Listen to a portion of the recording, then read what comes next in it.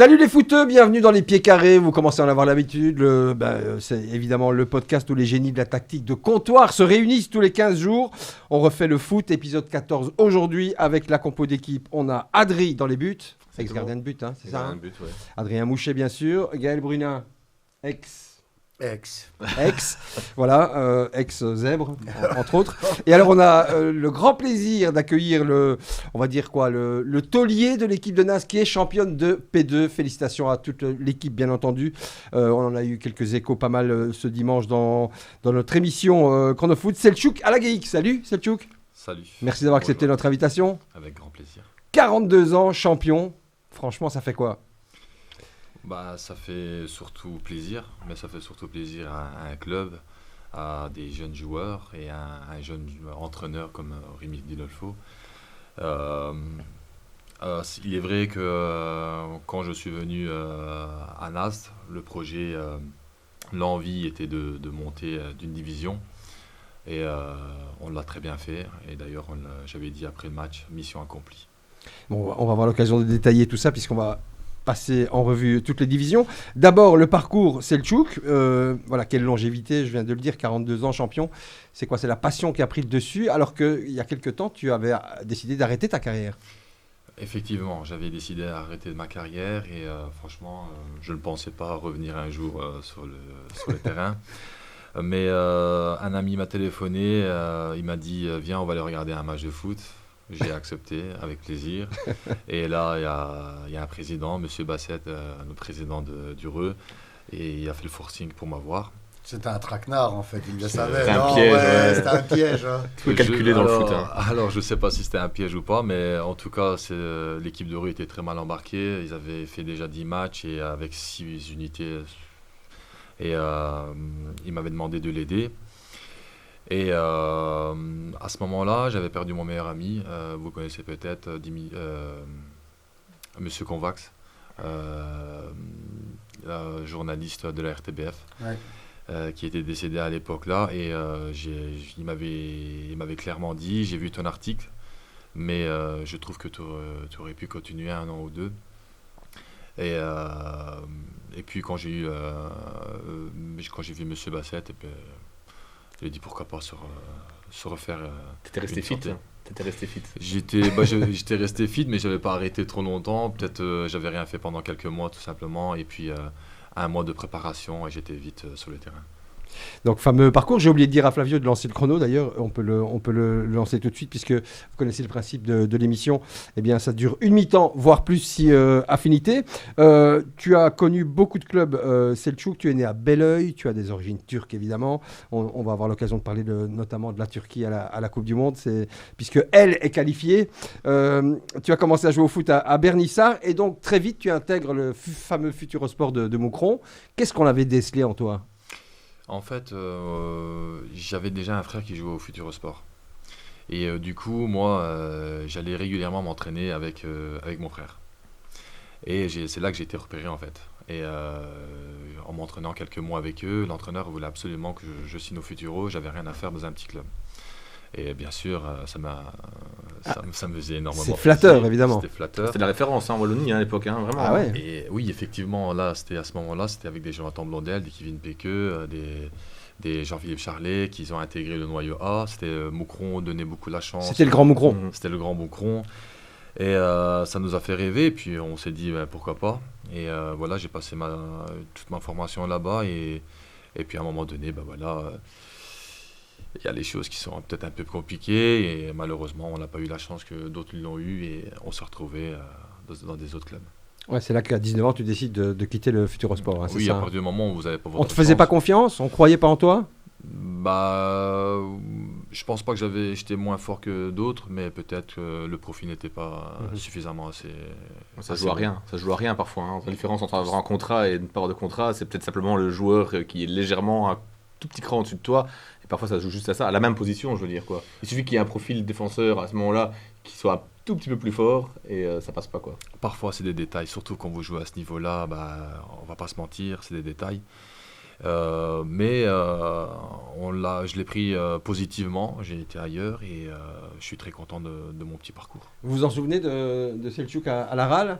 Moi, quand Adrien m'a dit que tu allais venir, je me dis, mais ce nom me dit quelque chose.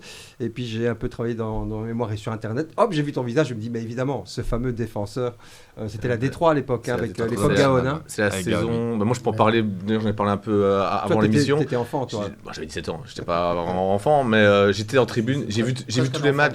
J'ai vu tous les matchs de cette saison-là. C'est la fameuse saison 2007-2008, où alors qu'il y a des problèmes financiers incroyables, que la RAL n'a de toute façon pas la licence, l'équipe joue le titre toute la saison, finit par échouer sans doute parce que dans la tête il y avait Alos qui était devant et qui allait pouvoir monter, la RAL pouvait pas monter, mais c'est une saison incroyable où alors que l'équipe est passée tout proche de la relégation la saison d'avant, a joué le haut de tableau avec quasiment que des joueurs du cru qui n'étaient pas payés, je pense qu'on peut le dire. Je me souviens de la défense centrale, je pense que beaucoup de supporters de la RAL, mais oui, c'était Alain Van Beuten et Selçuk, donc c'était une défense centrale qui tenait bien la baraque, et puis il y avait quand même des joueurs très talentueux, il y avait Sonny Riodakul, si je ne me trompe pas dans cette équipe, qui était capitaine à mon avis maintenant, il y avait Benoît Ladrière, il devait y avoir Yacine Ganassi qui devait être dans le coin, donc beaucoup de joueurs talentueux, et une saison que même si c'était que la Détroit, je pense que beaucoup de supporters du matricule 93 se souviennent très bien. C'est notre mémoire vivante de la RAL, Adrien. Je sais pas si je dois dire malheureusement ou pas, mais peut-être. Alors j'ai retrouvé un vieil article, c'est le truc que je te le disais avant de commencer, pour avoir un petit peu ton parcours.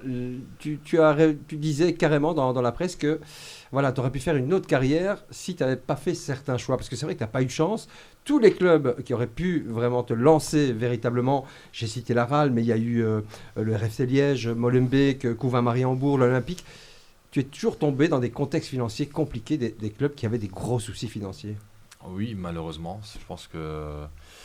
Après, comme je vous l'ai dit tout à l'heure, il n'y a rien à regretter. Bon, ça a été comme ça et tout. Peut-être que j'étais à ce moment-là très jeune et mal entouré. Ça a joué beaucoup aussi. Si peut-être... Après, c'est pas si j'aurais eu peut-être quelqu'un qui m'entoure bien. Comme un manager, en comme gros. Manager, en gros, j'avais des agents, mais c'était toujours des gens qui essayaient toujours profiter. L'argent, évidemment. L'argent, évidemment. Et malheureusement, à ce moment-là, vous savez, quand vous êtes jeune et naïf, malheureusement, on tombe dans le panneau. Mais après, j'ai des très bons souvenirs, même avec Liège ou autres, Molenbeek. Tu as eu des grands coachs, surtout. J'ai eu des coachs incroyables. J'ai travaillé avec des Nico Classen, avec des Michel De Wolf. Robert Wassège, que je l'ai eu. Ouais, c'est pas mal quand même. Et franchement, ils ont un très bon souvenir de moi, je le sais très bien. Ça parlait toujours positivement sur moi. Donc, encore aujourd'hui, j'ai des contacts avec Nico Classen, même avec le président de l'époque, Jules Dethiers, qu'on s'appelle de temps en temps. Des fois, on s'envoie quelques petits messages avec Éric Deflande, que j'ai pu jouer avec lui dans l'axe défensif. J'ai beaucoup appris. Mais j'ai pris énormément plaisir, surtout. Ouais, tu allais toujours laisser des bons souvenirs, apparemment, dans les clubs où tu es passé. Hein. En tout cas, j'ai essayé. J'aimerais bien t'entendre quand même sur cette saison 2007-2008 à la RAL, vu que c'est dans notre région. C'était vraiment une saison spéciale, non, pour toi et pour vous tous. Hein. Il faut savoir que je venais d'un club qui a été champion. On avait été champion avec Tournai. On est monté en deuxième nationale. Des très bons souvenirs, je garde aussi bien naturellement. Et puis, je connaissais Sonny Riodakul et Jean-Louis Dachil aussi. Et quand ils m'ont proposé de venir, j'ai pas hésité parce que je savais qu'il y avait une grosse ambiance dans les tribunes. Et j'avais espéré tout simplement que financièrement, les petits tracas extra-sportifs se règlent au plus vite. Ça s'est pas fait. Malheureusement, ça s'est pas réglé ces problèmes-là. Mais en tout cas, sur le terrain, on a fait ce qu'il fallait faire. On a prouvé, on est devenu un groupe, une équipe. Peut-être grâce à ça, peut-être aussi. Parfois, les difficultés vous rendent plus fort sur un terrain. Et on a essayé d'aller jusqu'au bout. Mais malheureusement, parfois, vous savez, quand il y a quelques mois de retard et tout, etc. Ça plombe l'ambiance, clairement. Hein, l'ambiance entre joueurs, non, mais ça trotte parce que tu vis de ça. Et quand tu vis de ça, il faut payer les factures et tout, etc. Logique. Je pense que cette saison... Moi, je retiens un petit tips pour les clubs qui veulent fédérer et souder un groupe. Ne les payez pas, il y a des problèmes d'argent. Visiblement, ça peut t'aider à faire une équipe solide. Ce qui est vrai d'un côté, c'est que ça a plus que jamais renforcé le lien, ne fût-ce qu'entre les joueurs et les supporters, parce que c'était public. Évidemment, je rigole, mais je comprends bien ce qu'il veut dire. C'était public que les joueurs n'étaient pas payés, tout le monde le savait. Par contre, les supporters, ils voyaient que sur le terrain, il y avait des gars non payés qui donnaient tout pour le blason. Et je pense que jamais j'ai vu une équipe de la RAL Oui, aussi soudée avec son public. Comme il le dit, c'est dans la difficulté parfois et face à ce genre de choses qu'on peut se souder et qu'un esprit peut naître. Enfin, il le dit aussi, au bout de quelques mois, ça pèse quand même Ça un pèse petit un peu peu. aussi. Donc, je pense que ça peut donner un bon coup de fouet, mais il ne faut pas que ça dure non plus une saison. Donc, l'idée de ne pas payer ses joueurs et d'avoir un budget en déficit, c'était une mauvaise idée. Tu serais peut-être meilleur si on ne Ouais. payait pas, toi, en fait. Et- ici, hein. Ah bah, on peut essayer avec moi ici, effectivement. Ouais. Et Pas faut- sûr que ça marche. Il faut aussi, Jean-Luc Dachille a fait un très bon, il a créé un très bon groupe et il a fait du gros travail avec Antonucci. Ils nous ont su communiquer avec nous et nous motiver à arracher le gazon. tout C'est une jeune simplement. équipe. Hein. Et tirer le C'était meilleur jeune, de ouais, vous-même, c'était quoi. très jeune. Ok, alors dans cet article, Selçuk, tu disais, j'ai peut-être raté la chance de ma vie le jour où je refuse d'aller à Daines Oui. en Division 2. Après la Bon. Real, oui. Pourquoi? Tu avais peur des non, problèmes du communautaires? tout. Tu étais peut-être le seul Wallon qui allait se retrouver dans ce club? J'ai appris par la suite que Ricardo avait signé là-bas, donc Ah. Macro. Pas de bol. Magro. Ex-Louviérois aussi. Oui, c'est un agent, il m'a appelé, il m'a dit écoute, j'ai un contrat pour toi, si tu veux, ton contrat pro est à table. Franchement, avant ça déjà, je pouvais déjà aller en Antwerp et tout, etc., qui joue en deuxième nationale et tout, etc. Mais c'était du concret, Dance. C'était vraiment, tu viens, tu signes, on me donnait ce que, voilà. Et pourquoi pas alors? J'ai pas été parce que je ne sais pas, je me suis le sentais dit- pas. Je le sentais pas là-bas. Et d'ailleurs l'année-là ils ont joué la descente et ça n'a pas trop bien été, je pense même pour Ricardo. Je crois qu'il a même dû arrêter en cours de saison. Et je la sentais pas, je sais pas pourquoi. Et c'est quelque chose que je regrette de ne pas jouer en Flandre. Et peut-être que ça m'a un peu freiné. Ton style de jeu, il aurait pu être pas mal. Pourtant mon Ouais, style ouais. de jeu aurait été très intéressant pour Pour eux. une c'est équipe sûr. comme l'Antwerp, par exemple. Antwerp, ouais, Effectivement. franchement, mais là j'étais à Charleroi à ce moment-là et avec l'Olympique. C'est des choix que tu fais et On a du mal de partir au Charleroi, hein, Gaël. Ah bah, Quand on y est, c'est j'allais compliqué. dire, hein. une fois que Charleroi t'a choisi, c'est compliqué de quitter Charleroi. mais j'ai des très bons souvenirs C'est à avec Carolo, Charleroi. de pur jus, Oui, hein, mais j'ai des très bons souvenirs avec Charleroi. Franchement, j'ai Tout le monde a de bons j'ai souvenirs aimé. avec Charleroi. Mais bon. Moi, je partirais en courant, mais bon. Charleroi, terre de foot aussi, hein, comme à la Louvière. Ricardo Agro qui donne cours ici derrière. Je le vois 2-3 fois par semaine aux petits jeunes de Houdin ici, ici derrière. Je l'ai croisé justement, il était à Bracny, il était deux à Bracny et j'ai croisé Jean-Louis Avec Jean-Louis Dachille Dachille, aussi. Bah voilà, on a gagné ce jour-là donc. Donc, Selçuk champion avec Nast et tourné, donc tu le disais, c'était en Division 3 à l'époque. J'imagine que tu n'es pas insensible à la situation actuelle du club qui est vraiment dans de très sales draps. Hein. Très sale drap. 600 000 euros de dette, voilà. Il y a un groupe d'hommes d'affaires tournaisiens apparemment qui a repris le club, mais qui va sans doute redémarrer en provincial. À l'époque, c'était stable. Avec Stockman, Jean-Claude, c'est quelqu'un que j'apprécie énormément. Et c'est lui qui avait eu l'idée de faire cette fusion entre l'Union et le Racing de Tournai. Mhm. La ville a fait un stade de Luc Varenne. Et c'est vrai que dans le fond, c'est pas une mauvaise idée. Mais moi, j'étais pas trop pour, la vérité, parce que tu élimines encore un grand derby. Et ça réunit au moins 8000 ouais. supporters. Les supporters attendent ça. Et oui, et le truc, c'est que en créant un club, tu sais très bien que tu vas pas ramener ces 8000 supporters. Donc, oui, je suis de très près la situation, et apparemment, ils ont trouvé une solution, c'est Dr Meurant, que je connais très bien, c'est lui d'ailleurs, c'est mon médecin aussi. Donc, je crois que, et c'est bien parce qu'en fait, c'est des vrais Tournaisiens qui ont repris une équipe. Ça, c'est important, je crois. C'est des Français avant, hein. C'est des Français, Oui. hein. C'est très compliqué. Quand vous êtes de l'extérieur, quelque part, parfois, je m'en foutisme. C'est pas mon club, c'est pas ma ville. Je peux partir, ils vont vite m'oublier, on s'en fout. Ils ne s'identifient pas, quoi. Exactement. Par contre, quand vous êtes tournaisien, vous mettez du cœur et vous faites le nécessaire pour. C'est sûr qu'on sent plus impliqué. On l'a souvent dit, Voilà, on l'a exactement. souvent dit ici, hein, que pour qu'il y ait une identité forte et que ça réussisse dans un club, il faut garder un ancrage local. Et il y a quasiment que des exemples qui vont dans ce sens-là, de toute façon. Bah oui, il y a Oui. surtout beaucoup d'exemples de gens qui sont Oui, venus de aussi. l'étranger pour investir ou qui, comme il le dit très bien, très souvent ça ne dure pas très longtemps. Sur la durée, on se rend compte que. Ils vendent du il y a rêve. pas Là, cette- ils vendent du rêve déjà, ces gens-là, généralement. Souvent, ils vendent du rêve, mais Et après, la chute est rarement dure. il arrive. La On chute le est très vend, dure. mais ouais, c'est ça. Ça fait peur. Quand il y a un investissement Étranger, ouais. oui, ça fait toujours peur. Moi, en tout cas, j'ai pas des... Ça crée des incertitudes. Bah Donc, oui, voilà. on connaît pas la personne, en Ouais. fait. On sait pas dans quel but. Quels sont les vrais objectifs, quoi. Exactement. Faut pas aller Oui, aller et puis, bien loin. et puis si je puis me permettre, quand parfois tu as des investisseurs étrangers, et évidemment je ne veux pas cracher sur quelque niveau que ce soit, ouais, un investisseur étranger qui investit sur un club de Détroit belge, c'est déjà un petit peu c'est déjà particulier. interpellant en soi. Quel est son but dans l'histoire? Tu me tends une À moins perche. qu'il soit amoureux de la ville ou qu'il ait Oui. une partie de sa famille, Tu me tends une perche avec ce qui se passe à Mons pour l'instant. Hein. Ce fonds d'investissement, là, avec une collaboration avec un club jamaïcain. c'est ça, ils le font pas pour l'amour de la région montoise. Un club de hein. Détroit Enfin, belge, ok, bon petit stade, belle ville, assez grande ville en tout cas, mais enfin, c'est bizarre. Effectivement, ça pose question. J'attends de voir. Voilà pour la petite bio CV de Selçuk. Donc on n'a rien oublié d'important. Il y a un joueur qui t'a marqué, quel joueur qui t'a le plus marqué dans ta carrière? Plus fort, le Ouais. joueur plus fort que j'ai joué. Ah, tu m'as peut-être donné Bah son nom oui, tout à l'heure. Yacine El Ghanassi. Évidemment. Pour moi, c'était le meilleur joueur belge. Un grand, tu me bon. disais, voilà, qu'est-ce qu'il À qu'est-ce 16 qu'il ans. fait ici, quoi. Quand je l'ai vu à l'Aral, Il avait 16 ans, ouais. franchement, on m'a parlé de lui. On me dit, tu vas voir, il y a un jeune, il a 16 ans, il est trop fort. Mais moi, je pensais qu'il était trop fort pour la D3, pour la D2. Mais quand je l'ai vu, et je me suis retourné vers Sener. Et je dis, Sener, pour moi, c'est le meilleur joueur belge. Il peut être plus fort que Mbarkou Soufa. Et je dis, lui, il a un talent. Mais Ouais, à c'est- 16 ans, c'est c'était déjà incroyable. Mais malheureusement, il n'y a Là- pas que le talent. eh oui.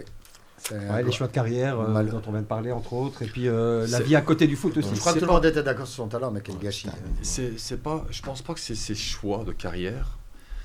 C'est L'entourage, peut-être. C'est l'entourage. Peut-être qu'il s'est pas bien entouré. Il a été peut-être naïf mais c'est dommage. Ouais. Moi, j'aurais eu son talent.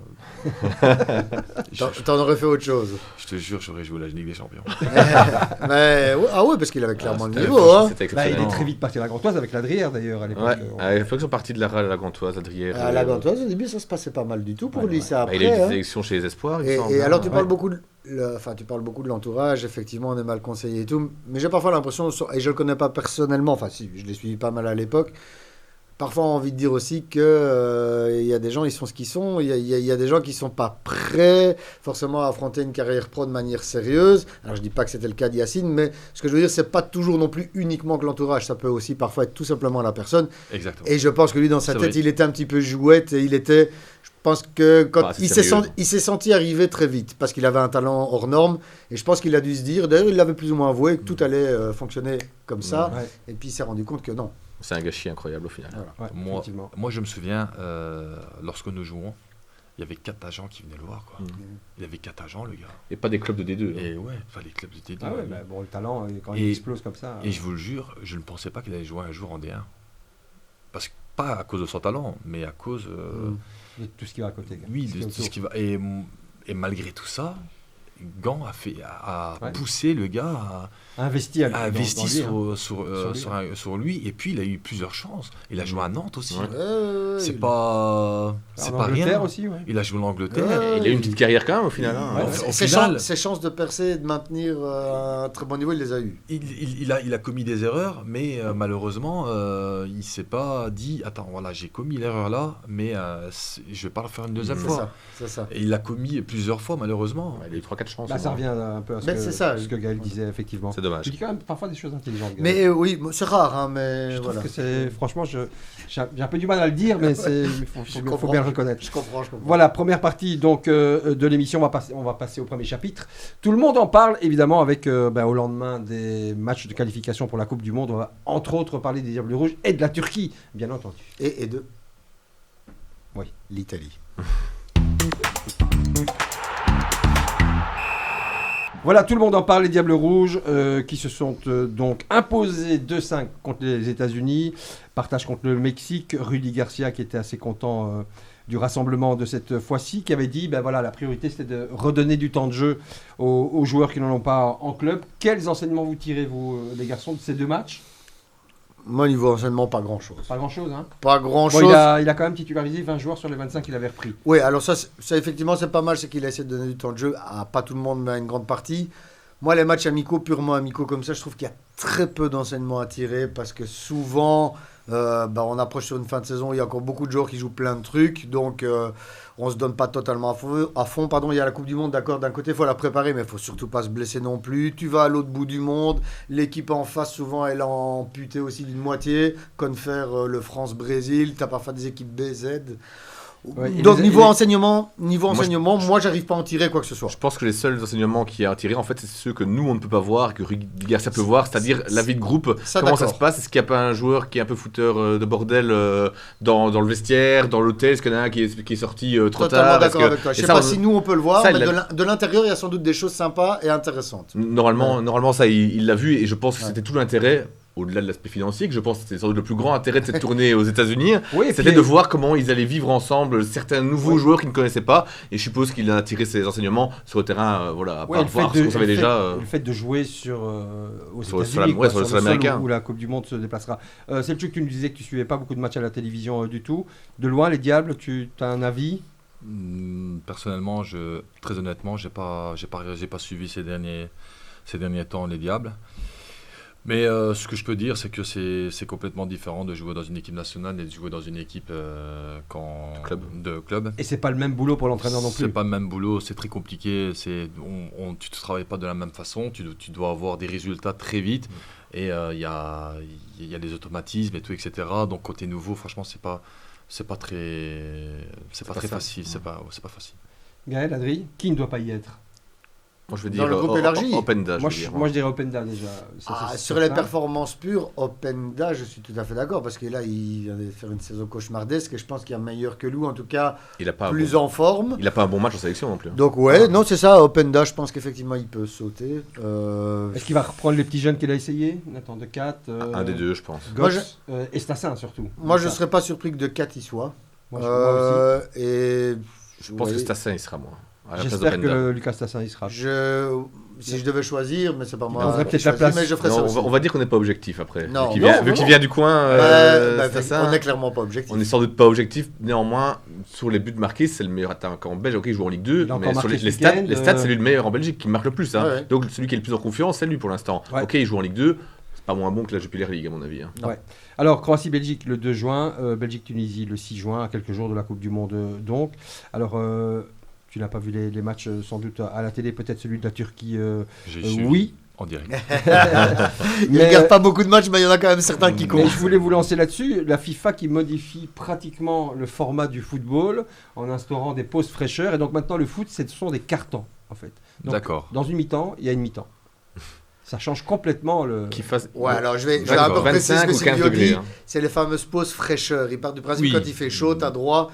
Le seul problème, c'est qu'ici, il faisait 12 degrés, à tout casser. Ils ont quand même fait les pauses fraîcheurs. Et c'est des pauses fraîcheurs qui durent 3 à 5 minutes. Donc, dans les faits, il a raison, ça devient des cartons. C'est quand même un break, ça peut casser le rythme d'un match, quoi. C'est ça surtout. Oui, et personnellement, je viens d'apprendre. Quand il fait chaud, je peux comprendre. Oui, et en plus de ça, ça dure jamais 3-4 minutes. Je sais même pas, ça dure même pas longtemps, je crois. Ça dure peut-être 1 minute, 2 minutes, grand max. Mais imaginez-vous, nous sommes mis sous pression et il y a cette pause qui arrive au mauvais moment. Fait du bien. Au bon moment pour c'est pas pour qui. C'est pas pour qui. C'est comme en basket, quoi. Donc voilà, on peut refaire une tactique vite comme ça. C'est ça. Si seulement c'était pour penser à la santé des joueurs, je pourrais comprendre. Hein. Si tous les médecins du monde disaient que c'est mieux de faire des cartons, d'accord. Sauf qu'on sait ce qui va se passer pendant la minute 30 de pause fraîcheur. Il y aura une énorme pub qui va apparaître sur nos écrans. Et à côté de ça, le match va perdre en intensité vu que le match va être stoppé pendant une minute 30. Mais au-delà de ça, comme Selçuk l'a dit à la base, ça peut durer 12 secondes. Tu prends ta gourde, tu bois un coup, ta pause fraîcheur, tu l'as eu. Sauf qu'on voit tous que les coachs rassemblent leur équipe et refont un coaching comme tu l'as dit. Donc on est clairement dans du carton. À partir du moment où tu remets un coaching, boire un coup ça va vite. J'entendais Emmanuel Petit qui disait, mais je sais pas si vous savez, aujourd'hui au bord du terrain il y a des bouteilles d'eau partout. Donc moi cette pause fraîcheur faut arrêter. Et là je bois un coup, ça prend 2 secondes. Mais ça casse. Je pense que ça va casser les rythmes des rencontres. On verra ce que ça va donner, mais ça sent pas très très bon. Alors la Turquie. Alors, Selçuk, je te le disais, je suis italien d'origine, donc je suis évidemment en l'Italie. On va en parler d'ici quelques instants, pas trop longtemps, s'il vous plaît. J'adore cette équipe nationale de Turquie. Je rate rarement un match. Donc, ils joueront les États-Unis, l'Australie et le Paraguay au niveau du groupe. Qualification en finale donc contre le Kosovo. Qu'est-ce que tu penses de cette équipe nationale? Est-ce qu'elle peut vraiment faire quelque chose dans cette Coupe du Monde? Bah, j'ai envie de vous dire, avec la Turquie, Ça passe ou ça casse? passe ou ça casse. Soit ils font une grosse Coupe du Monde et ils sont capables d'aller jusqu'en demi-finale. Parce que vous savez ce qu'on a fait à l'Euro. C'est une équipe qui joue avec le cœur. Séduisante, hein, franchement. C'est incroyable. Ils sont très nationalistes. On sent le patriotisme, hein. Exactement. On sent vraiment ça sur le terrain. Hein. Et quand je pense qu'il y a 2-3 bons petits meneurs dans cette équipe qui poussent l'équipe vers le haut. Et le public suit, vous le savez, hein, le public turc, il est incroyable. Inconditionnel. Je pense que, je sais pas s'il y a... je sais C'est un pas des meilleurs. C'est l'un des meilleurs. En Turquie, c'est hallucinant. J'ai été voir une fois un match de foot en Turquie. Alors Croyez-moi, je me suis dit, je mets pas un pied sur le terrain. Ça fait peur. Je vous le jure, ça fait peur. Ah ouais, mais Je vous le jure, vous sautez pas, vous vous faites insulter. C'est quelque chose c'est incroyable. Et j'avais été impressionné par ce public. Mais la Turquie, je pense que c'est tout ou rien. Et est-ce qu'ils ont l'équipe pour le faire? Moi, je pense que oui, quand même. Hein. Ils ont Je sais pas pour aller, pas forcément en demi-finale, mais J'ai embêter quelques grosses nations peut-être. J'ai regardé contre la Kosovo, on a quand même quelques petits soucis défensifs. On a quelques petits C'est soucis. peut-être le point faible. Ouais. Oui, on n'a pas d'attaque. Pour moi, on n'a pas d'attaque. Et après, au milieu de terrain, on a des profils qui sont beaux à avoir joué. Ils sont beaux à avoir joué, mais on n'a pas un petit guerrier qui prend tous les ballons, qui ramasse tout de la tête, qui va aller tacler. Arda Güler, c'est pas lui qui va le faire. Hakan Çalhanoğlu, c'est pas lui qui va le faire. Voilà, il y a beaucoup de joueurs créatifs, mais il n'y a pas beaucoup de joueurs défensifs. C'est pas très équilibré, quoi. Il faudrait un équilibre. Ouais. Il faudrait un équilibre. Et ça, je crois que le problème, c'est qu'avec le coach, il ne sait pas qui mettre sur le banc. Il sait très bien que c'est compliqué. Les stars, c'est les stars, il faut les garder. Exactement. Ouais. Tu mets Hakan Çalhanoğlu, capitaine, sur le banc, il va pas le faire. Non. Arda, il va pas le faire. Il est embêté et c'est trois profils pour moi qui sont complémentaires. Non, parce qu'il y a quelques pépites. Hein, donc Arda Güler, ils disent de la Juve et des tauliers, hein, Çelik, Aktürkoğlu et Çalhanoğlu qui a encore marqué un but fantastique ce week-end. Il y a Ferdi aussi qui est très fort. Ouais. De Brighton. Très fort. Ah oui. Bah oui, excellent joueur et en forme incroyable avec Brighton depuis le début du deuxième tour. Mais bon, en croisant un peu les doigts, ça peut le faire quand même, je pense. Moi, j'y crois. J'y crois, mais tout dépend de leur mentalité du moment. Mais je crois qu'il y a quelque chose qui est en train de se passer depuis quelques années. Je crois qu'ils vont... Et puis, ça fait 24 ans qu'on n'a pas été à la Coupe du Monde. Ouais. La dernière fois, c'était une demi-finale, une 3e place. Voilà. En 2002. Donc, on se souvient tous de ça. Donc, autre époque, autre génération. Hakan Şükür, attaqué. Après, il va falloir trouver des solutions devant, milieu de terrain et défensif. Il va falloir... Je pense qu'il va un peu changer l'équipe par rapport à ce qu'on a vu. Avec un coach... Italien. Et une Romain à la Coupe du Monde, tiens. On se raccroche à ce qu'on peut. Ce qu'il y a de bien, c'est qu'après une longue traversée du désert concernant la Coupe du Monde, et même de manière générale pour l'équipe nationale, on sent effectivement que la Turquie revient à un niveau assez agréable. Donc la qualif, elle est bien là. Donc, c'est un de mes outsiders. Entre 8e et quart. On est d'accord ou pas? Moi je dirais entre 8e et quart. Ils iront en 8e, à mon avis. Je sais pas s'ils iront plus loin que les Pour le dire autrement, s'ils sont pas en 8e, ce serait une grosse déception. Moi, je pense. Je pense aussi. Après, il faut voir contre qui tombe. Ce serait une énorme déception si c'était pas en 8e. Si tu es éliminé par la France en 16e, évidemment. Bon, voilà, ça peut se comprendre. Oui. Ça dépend toujours du tirage. C'est vrai que cette Coupe du Monde, maintenant, avec il y a des 16e de finale. Il y a des 16e de finale, donc tout dépend du tirage, effectivement. On verra comment ça se passera. On croise les doigts, comme on dit en turc. On croise les doigts. On dit pas ça en turc. Bonne chance. Bonne chance. On le dit pas non plus. On le dit, mais... pas besoin de chance en Turquie. On parle pas beaucoup en Turquie. On agit. Non, on le pense, mais on le dit pas pour ne pas porter la poisse. L'Italie, les garçons, moi je suis pas très objectif, mais voilà.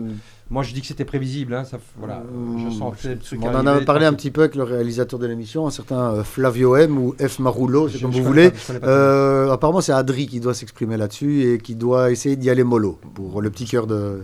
Non mais Sylvain a raison, ça fait 6 mois qu'on dit dans cette émission qui ça va pas aller, qu'ils vont pas y passer. Alors on a eu beaucoup d'invités d'origine italienne qui sont venus nous dire non, ça va le faire. Gattuso, la Grinta, la épargne, il va nous ramener au mondial. Bah, au final, la Hann, ça servait à rien parce que toute l'équipe s'est fait dessus dès le coup d'envoi du match contre la Bosnie. Ils ont marqué vite, derrière ils se mettent des bâtons dans les roues avec Bastoni qui fait absolument n'importe quoi. Et au lieu d'essayer de proposer quelque chose, de jouer un peu, non, on bétonne durant toute la deuxième mi-temps. Ce qui devait arriver arriva, la Bosnie égalise, ils sont bien contents les Italiens de ne pas être battus avant les tirs au but.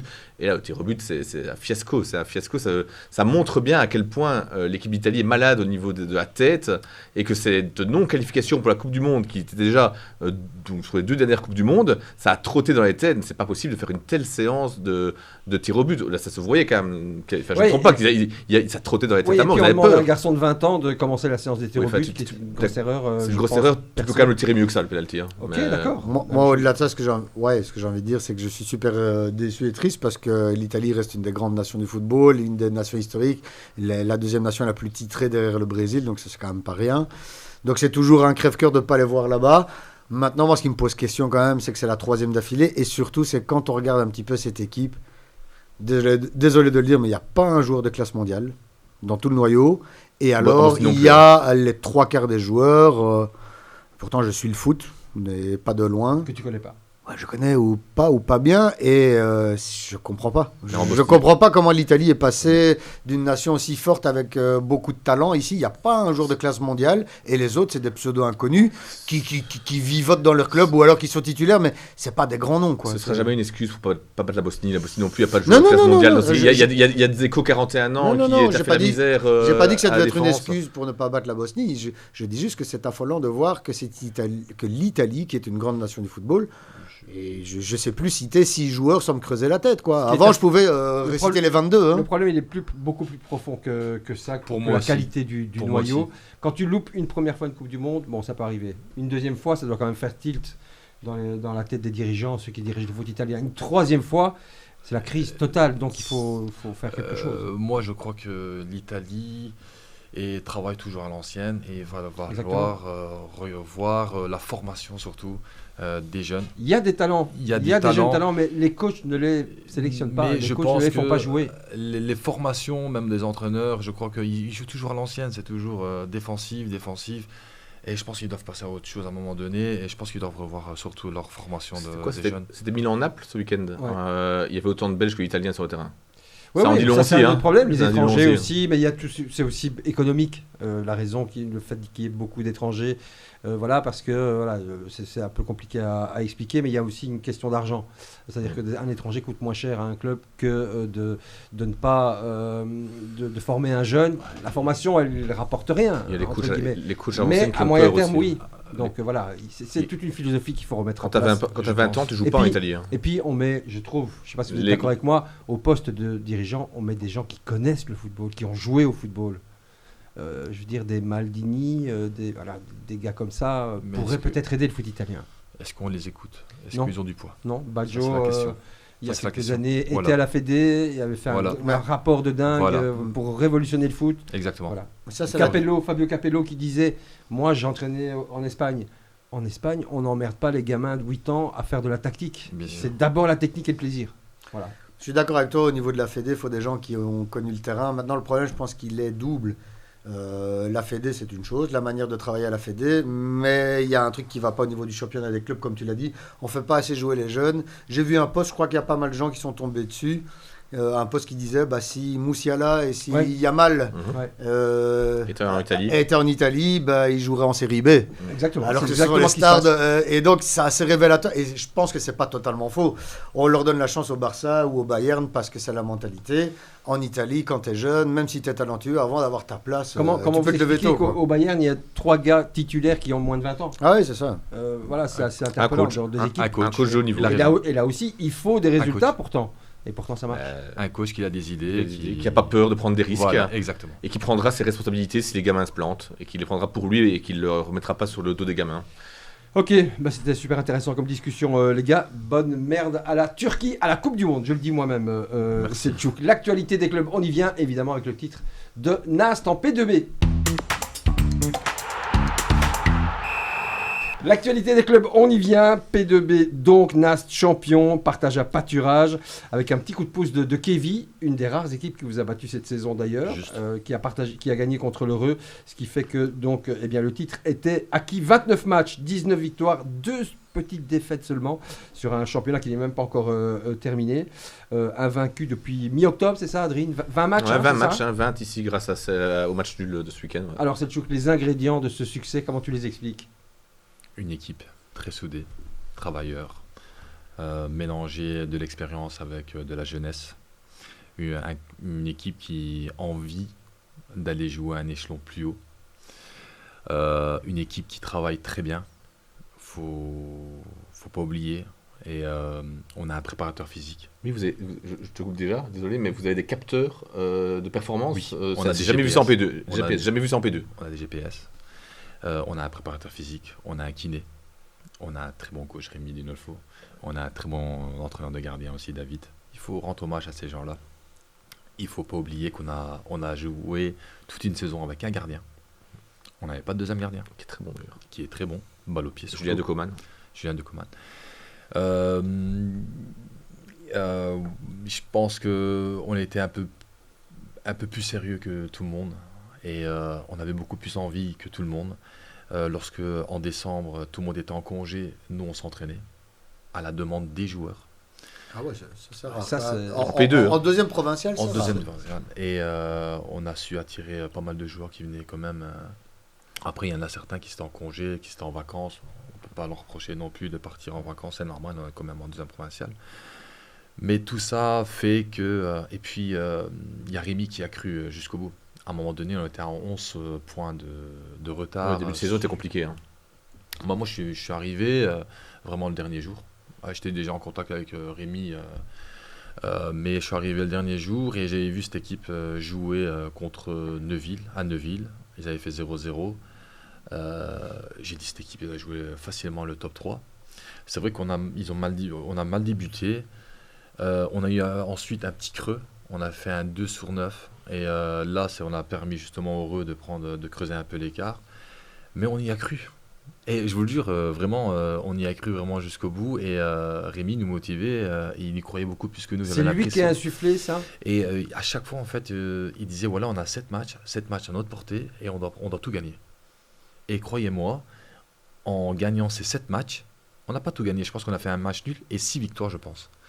Il a dit, vous allez voir, l'Heureux va perdre des points. Et ça, on le savait de toute façon. Qui a fait un début de saison canon. Hein. Qui avait fait un début. Très souvent, une équipe qui commence comme ça en boulet de canon, à un moment donné. Un relâchement inévitable. Il y a un relâchement inévitable, comme vous le dites. Et puis, physiquement, nous, on a pris le dessus, je crois aussi. Et en provincial, ça compte beaucoup. Ça compte beaucoup. Il n'y a pas beaucoup d'équipes.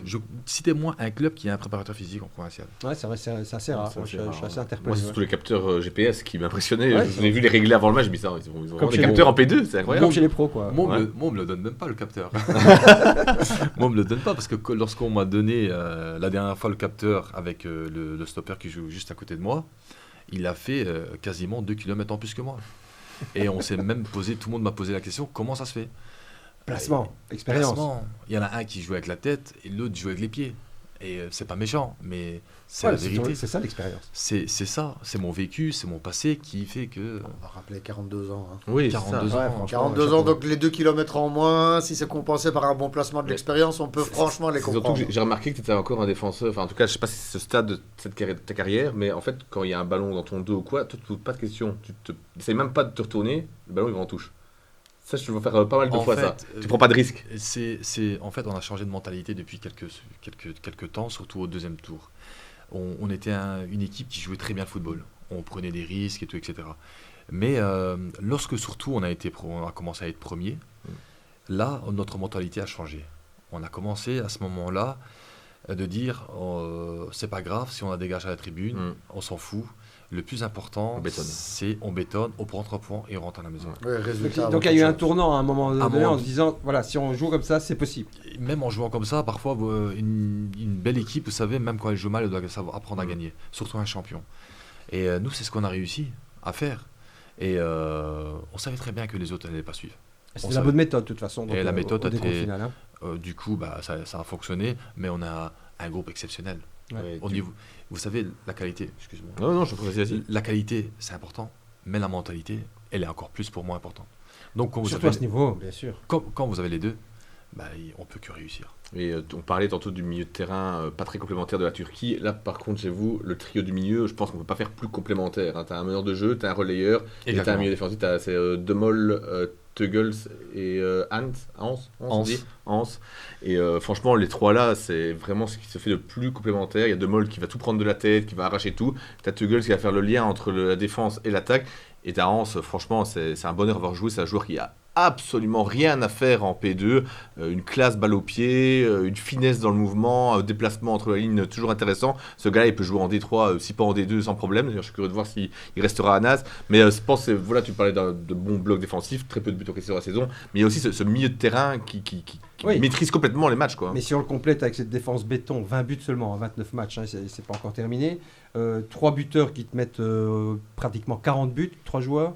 Donc voilà, ça, plus le milieu de terrain, voilà, on a compris. Ouais, Goré, Velic, Van de Waal, ouais, c'est aussi. Je pense que quand vous avez la meilleure défense du championnat, automatiquement, allez. C'est la base. On n'est jamais très loin du titre. On n'est jamais très loin du titre. Moi, j'entends toujours avoir un bon attaquant et une super défense, souvent ça. Exactement, ça mais suffit.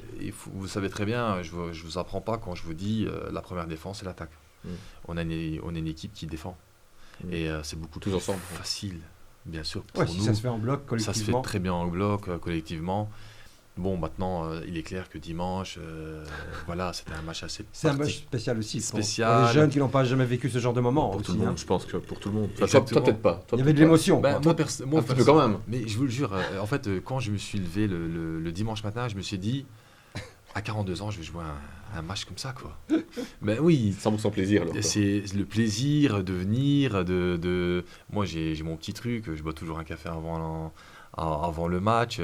Quand c'est à la maison, mon café est dans le vestiaire. C'est toujours mon petit... Voilà.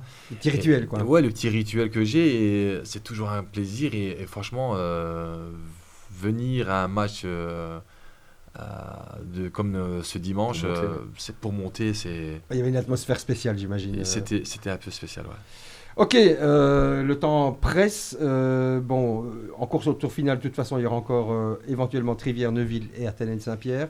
Donc tu vois qui émerger, toi, Selçuk, toi qui as joué ces équipes. J'espère que ce soit un club du centre, si ça peut Il y faire en a plaisir. beaucoup dans la série. Oui, donc, et franchement, j'ai envie de rendre hommage aussi à ces clubs comme l'Heureux, comme Estine, qui se sont battus jusqu'au bout. Et qui étaient eux, ils y sont au tour final. Ils y sont, oui. Après, si ça peut faire plaisir à un club de la région, nous, on va essayer de jouer le coup à fond. Mais je pense que le coach, il va vouloir aussi... peut-être faire tourner un peu l'effectif aussi. Oui, peut-être pas cette semaine, mais je pense que les 2 derniers matchs, il va vouloir aussi... récompenser un peu ceux qui ont moins joué, j'imagine. Et exactement, et puis peut-être voir un peu les joueurs... Sur qui il peut compter la saison prochaine. Exactement. Et toi, il pourra compter sur toi la saison prochaine, en P1 ? J'attendais que quelqu'un la pose, celle-là, quand même. Obligé.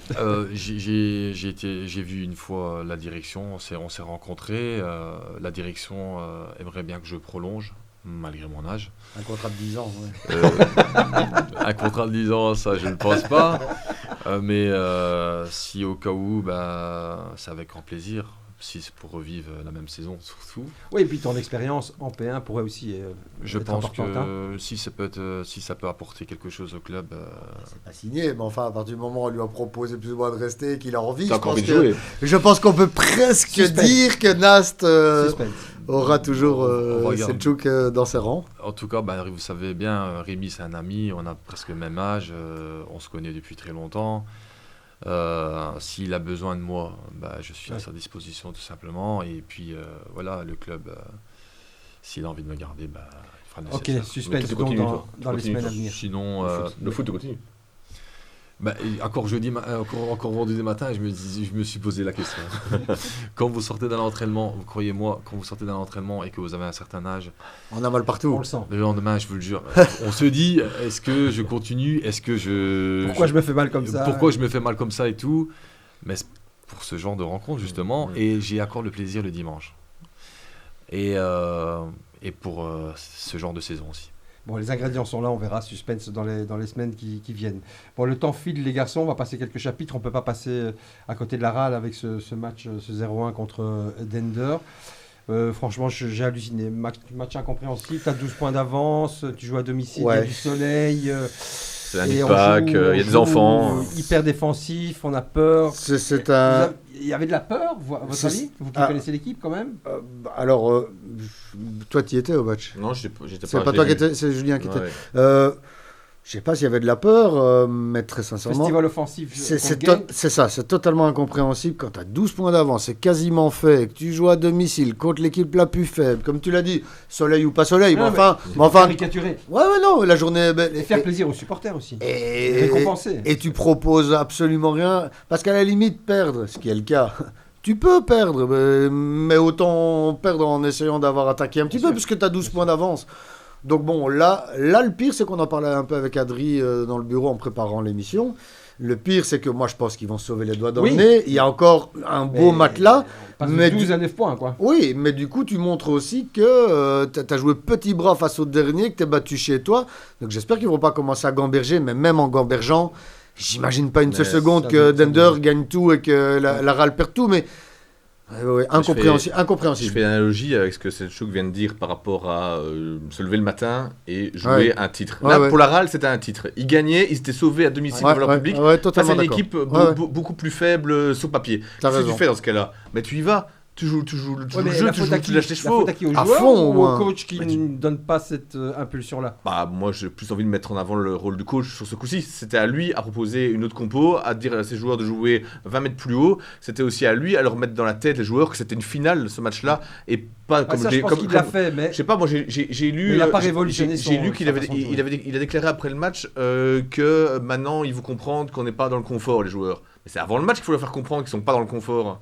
C'est à ce moment-là. Et donc, la Real avait une finale à gagner pour un jour férié, faire la fête avec les supporters, fêter le maintien à domicile. Maintenant, peut-être qu'ils vont être sauvés à Bruges la semaine prochaine. Ça n'aura déjà pas la même saveur. Après, je vais laisser parler Selchuk. J'ai envie de te dire que même s'ils ne gagnent pas, le nul au moins, quoi, pour garder un statu quo au niveau de l'écart. Ouais, je sais, tu dois jouer la victoire. T'as pris 1 point sur 9 contre Dender. 1 point sur 9 contre Dender. Oui, c'est ça. Ça va pas du tout. C'est incompréhensible. Ça va pas du tout. Effectivement, c'est incompréhensible. Après, personnellement, c'est jamais facile. Est-ce que la peur peut jouer à ce niveau-là quand on est pro? Bien sûr. Oui. Bien avec cette avance-là? L'émotionnel. Tu sais pas, c'est une équipe qui a pas beaucoup d'expérience aussi, je crois. Ça, c'est pas faux. C'est ce genre de match, ils ont peut-être pas trop l'habitude. Moi, je crois que c'est pas trop évident. Et si vous avez une pression, en plus... je sais pas, mais comment ça se passe avec le public louviérois avec ça se passe bien. Si ça se passe bien, bon. Ils ont été toujours là en tout cas. Oui. Donc moi je les ai vus. J'ai été à la tribune une ou deux fois. J'avoue, j'ai pas vraiment malheureusement pris le plaisir de revenir au stade. Je crois que c'est pas le seul. Personne n'a pris à part le 5-5 contre Genk et la victoire dans le derby 1-0 contre Charleroi.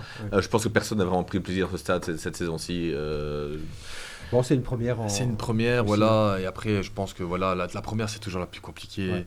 Et l'année prochaine, ils vont essayer de ne pas commettre les erreurs de cette saison. Faut pas oublier qu'il y a un nouveau stade. Il y avait un public dont beaucoup ont pris un abonnement aussi pour avoir leur place dans le nouveau stade. Ce public-là, il fallait le fidéliser. Il fallait profiter de la première saison pour le fidéliser en faisant autre chose que c'est 8 matchs sans marquer de but à domicile sur la saison. Enfin, c'est inacceptable. Et ce public-là qui hésitait entre reprendre un abonnement, ça coûte cher, ça coûte plus de 200 €. Entre reprendre un abonnement et ne pas s'abonner, peut-être qu'il va se dire j'ai pas vu du bon jeu toute la saison, l'année prochaine je prends pas l'abonnement, on verra la saison suivante. Ou il y en a qui vont se dire c'était une première saison avec le plus petit budget, on y était. Les passionnés vont se dire ça. On a préféré la jouer safe et peut-être avec moins de spectacles. L'année prochaine, ils sont un peu plus mûrs, on aura plus de spectacles. Ils vont perdre 10 joueurs. Tu peux le voir comme ça. Le championnat sera différente et là il y aura plusieurs descendants. Oui, mais moi, j'attendais dire, moi j'avais compris qu'ils allaient faire quand même une équipe très compétitive. Entre 8 et 12e, ils voulaient finir. Ouais, voilà, ça, c'est bien de le rappeler parce qu'on le redit trop peu. Nous, on a toujours dit c'est une saison où ils viennent de monter, c'est normal de se jouer comme ça, mais c'est vrai qu'ils étaient plus ambitieux que ça. Ils avaient annoncé autre chose. Oui, ils avaient annoncé autre chose quand même. Entre 8 et 12. Oui, 8 et 12, c'est pas du tout la même chose. Ils sont 15 et ils risquent bien de finir 15. Dans n'importe quelle autre saison normale, c'est une équipe qui est reléguée. Ça, il faut bien s'en rendre compte. Après, un descendant, c'est mal fait. C'est même Ouais, ça. ouais, c'est Oui, encore- la c'est formule magnifique. elle est catastrophique. C'est nul parce qu'en fait, qu'est-ce Ouais. qu'on se dit? Bon, on va pas trop miser, on va pas trop investir. Ouais, c'est De exactement toute ça. façon, on finira certainement pas C'est vrai, dernier. c'est vrai. Avant-dernier, pour nous, c'est bon. Et voilà. Mais Ça, alors, ça vous tire pas vers le haut. Et quoi. si on sait vendre un ou deux joueurs, qu'on sait faire un peu C'est- d'argent, ben voilà, c'est ce qui se passe. Ouais, je suis assez C'est d'accord le avec but, la ouais. réflexion que ça n'a pas poussé à investir Ça pousse- plus ça ou pousse autrement. Ouais. Ouais. Ils ne pourront pas se rater la saison prochaine. En tout cas, dans leur mercato ici, ils ne peuvent pas se rater parce que l'année prochaine, c'est 2 descendants directs. Il y a Beveren qui va monter, mais qui est sur une série incroyable avec 27 victoires en 30 matchs, 0 défaites. Donc ils vont arriver à fond en Pro League. Il ne faudra pas se rater la saison prochaine parce que la moitié de l'équipe va être partie. Les 2 attaquants, c'est 2 joueurs en prêt. Il faut trouver une nouvelle attaque. Oku, Peano, à mon avis, ça va partir. Joelito dans le milieu va partir aussi. Enfin, bon courage, avec en plus une structure qui n'est pas claire pour l'instant au niveau du recrutement. Je leur souhaite de faire les bons choix. Ok, ben on verra ce qui se passera le prochain match. Je ne l'ai même pas noté, les garçons. Cercle, au cercle. samedi 16h. Ok, voilà. Le cercle qui a partagé contre Zut War Game avec un but de Laurent Lemoine qui était là ici. Yeah. Il y a une quinzaine de Ouais, la dernière J'ai- émission, j'ai- c'est c'est vrai. Rapidement, les garçons, des 2 ACFF Manage, bon, je pense que le maintien est normalement C'est dans la poche. acquis. Ça commence à bouger pour le noyau de la saison prochaine. On commence à avoir quelques noms, on y reviendra sans doute. Binge Café 00 qui est toujours en danger si jamais il y a 5 descendants, donc il faudra encore prendre Ça, des points, mais bon, ils ont Dans la un presse du calendrier jour, compliqué. ça avait l'air de dire que c'était bon. Donc moi, j'ai pas fait Voilà, le calcul. oui, s'il n'y a pas 5 ouais, descendants. Voilà, voilà, c'est tout le problème. La Luversante qui continue à faire des bons résultats. Un super résultat au stade Moucronois, qui a vraiment survolé le championnat. Un petit mot sur la Luversante, Selçuk. Sur la Louvre Centre, je leur souhaite que du bonheur, mais c'est vrai que Tu ne suis pas, de toute façon. je suis ici loin. de loin, mais il faut de la stabilité et je pense que j'entends beaucoup parler là, au niveau des terrains où ils vont jouer, où ça va s'arrêter, où il y a des problèmes financiers. Donc, C'est le cirque, on peut le dire, je pense. Voilà, j'ai pas envie de trop m'en mêler, mais voilà, c'est les échos que j'ai en tout cas. Et j'ai pas envie de les aligner parce qu'ils sont là depuis quelques saisons quand même. Et puis les garçons, ils ont tenu le club à bout de bras avec les erreurs qui ont été avec. Mais quand il disait tout à l'heure, c'est difficile quand on voit des gens venir de l'extérieur et aucun ancrage. Ici, c'est des joueurs français qui sont venus, qui ont récupéré le club, l'ancrage régional, même s'ils ne sont pas partis en courant, que ça fait un bout de temps qu'ils sont là. Mais, Ils ont l'air de se plaire dans la région en fait. Hein. Ouais, en tout En cas, ils tout cas, sont là depuis un bon bout de temps. Fred ouais. Salem est toujours là, donc Ouais, c'est il ça. doit trouver C'est des ça. bonnes attaches ici. Et bien à nouveau, bravo aux joueurs, c'est Ouais, une en super tous les saison. cas, sportivement, ils sont toujours en course pour le tour final. Hein. Donc, on pourra avoir un club qui a peut-être pas la licence et qui pourra jouer peut-être qui En sera tout cas, qualifié pour le tour final. peut-être. S'ils ont leur licence, j'aimerais bien connaître la formule magique, hein, parce qu'à mon Ouais. avis, ils doivent avoir un don. Ah, ils sont 5e, hein, donc un point à la 4e place et à 4 points de la 3e. Donc on va voir, il y a encore 3 rencontres. Voilà, on a fait le tour un petit peu, on a un petit peu survolé et on avait pris un peu trop de temps auparavant. Mais Et c'est match pour pas le titre pour Soigny, bien grave. Stéphio, match pour le titre pour Soigny Bien sûr, évidemment, ce week-end à évidemment. Jemap. En cas de victoire Jemap et de non-victoire de Molenbeek. On imagine pour l'entité sonégienne, ce serait fabuleux quand même. Soigny qui est champion et Nast aussi. Bah, c'est magnifique, oui. Comme je vous l'ai Mais dit tout à peut-être pas de l'heure. derby comme tu disais. À la Mais limite, oui. toi, tu préférerais qu'ils soient pas champions. Ben non, parce que je connais Bah, pour la Sébastien. ville, oui. Mais oui, j'imagine. Voilà, j'aimerais bien qu'il soit champion, c'est normal, c'est le club voisin, apparemment ils s'entendent très bien et tout, etc. Ouais, ouais. Mais ce derby, on va C'est le vrai. manquer et je pense que, allez, on va peut-être monter. Enfin, quand on monte, il y a Oudin, Ouais. il y a qui d'autre? C'est tout. En C'est tout, cercle Peut-être de- un autre club de P2B qui vous suivrait, mais sinon il n'y a que Oudin et Soigny Ouais. de la région. Ouais, hein, Ouais, voilà. t'auras qu'un seul derby, C'est ça. peut-être deux. Ouais. Peut-être, allez, on espère peut-être l'Heureux ou bien peut-être Estine, on sait C'est pas. ça, c'est ça. Mais le meilleur derby, je crois que c'est Soigny quand même, hein, Ouais. et qui va attirer pas mal de monde. Il y en aurait pas mal, des membres des joueurs et des membres de staff de Soigny à pâturage. Pour vous voir Ouais. jouer. Ouais, j'ai vu Laurent Menti notamment, entraîneur des gardiens, et je sais qu'il y en avait d'autres. Hein. Ah ben écoute, c'est qu'il nous suit de très près aussi. On verra ce qui se passera pour Soigny, mais le titre, il est vraiment tout proche. Hein. Ils Mais- n'ont pas joué ce week-end en Mais en P1. tout cas, je leur souhaite de monter. Et avec une belle saison de Houdin d'ailleurs en P1 aussi, ton ex-club. Oui, Et- exactement. Je également, leur souhaite hein. aussi beaucoup de bonheur. On a fait un paquet des clubs, c'est clair. Allez, le temps additionnel, c'est le moment. On va parler d'un club que tu as peut-être, contre qui tu as peut-être joué d'ailleurs. Allez, temps additionnel, on y va pour la renaissance de l'Union du Centre. C'est officiel, hein, l'US Centre fondé après une quinzaine d'années avec un projet solide, inscrit dans la durée, avec une identité, une formation, de la formation, on va faire confiance aux jeunes, avec des finances saines. C'est un club que tu as croisé, c'est un club historique de la région. Hein. Oui, J'ai croisé, mais pas en championnat, surtout dans les matchs amicaux, préparation, début de saison, fin de saison. Mais jamais en championnat, jamais joué dans la même division. À l'époque, je jouais plus haut et eux, ils sont en promotion. Donc on s'est juste croisés, juste pour les matchs amicaux. Mais je me souviens de Mourad Takal à l'époque. C'était lui qui était président et qui essayait de faire grandir le club. Et un paquet de joueurs fabuleux qui sont passés par là. Un paquet de joueurs fabuleux. David Daspremont, des Michael Pachi, Romain Delabille, Jean-Louis Dachille, ouais, tout plein. Rémi Menten. Mais quand vous avez la RAL à côté, ça fait voilà. Mais c'est toujours bien d'avoir un petit club à côté d'un grand club, je trouve, un club de première division et un petit club où tu peux justement prêter des joueurs, des jeunes joueurs, qui avoir ont du des talent, échanges. avoir des échanges. Et qui arrangent tout le monde finalement. Et qui arrangent tout le monde, oui. Ouais. Et il ne faut pas oublier que dans la région du centre, il y a pas mal de talents. Et c'est une terre de foot, on le sait. Exactement, c'est sûr. C'est magnifique. Donc voilà, donc le projet, bonne nouvelle évidemment, on ne peut pas dire le contraire. Avec a priori, bon, c'est Vincent Callens qui était quand même à la base de relancer tout ça.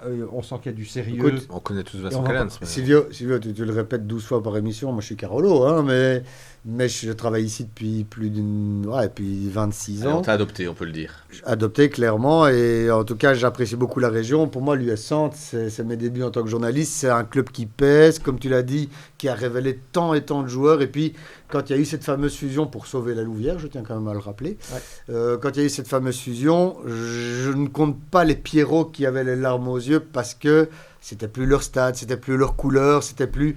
Moi, je suis très très content que les Pierrots renaissent au stade rouge et bleu. Ouais, au stade Raymondienne et je trouve que c'est super pour la région. Et moi, en tout cas, ça me fait quelque chose niveau positif. Vraiment, l'US Centre, c'est un club, je trouve, vraiment important dans la région, enfin qu'il l'était, et je suis content qu'ils renaissent. Ils n'auront jamais les moyens de la RAL, donc une chose que je peux leur conseiller, prenez votre temps. Commencez pas à mettre en P4 des salaires sur des joueurs qui vont vous faire monter directement en P3, puis en P2, puis en P1. Si pour atteindre la P1, il faut 7 ans, il faudra 7 ans. De toute façon, l'important, c'est de recréer un club vraiment qui représente le village d'Aisne-Saint-Pierre.